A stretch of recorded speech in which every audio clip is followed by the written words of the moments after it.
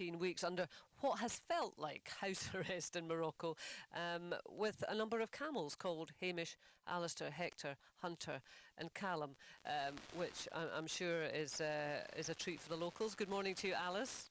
Good morning. Good morning. How are you? Are you in Morocco right now?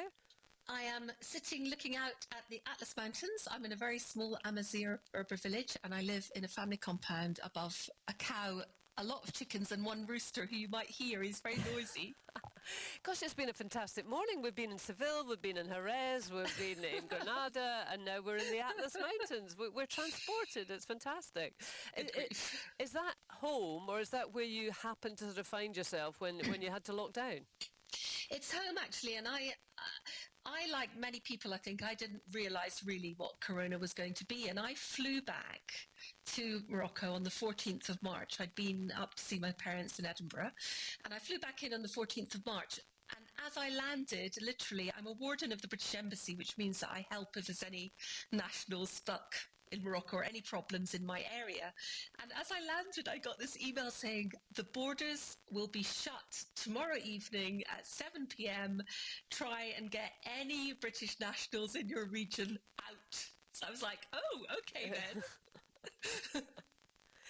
And so for you, as an explorer, an adventurer, whose life is kind of built on travel, what did that mean?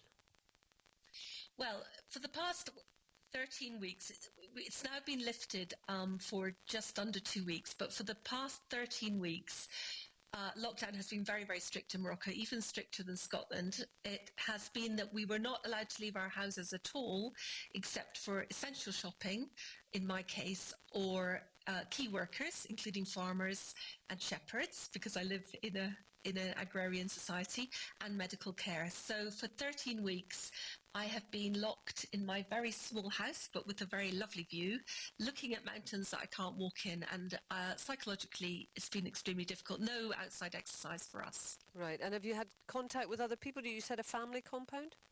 Yes. Now, the weird thing, so you know how it is, you always want what you can't have. So I've been watching everyone in Scotland running over the hills and feeling so envious and jealous all through lockdown, safely, I have to say. But that's been the thing that I've really lost and missed and has been difficult for me. But what I have had that I'm very strongly aware that people in Scotland don't have is contact, because I live with 25 people. So I live in an extended family. There are 4 husbands and wives and their children.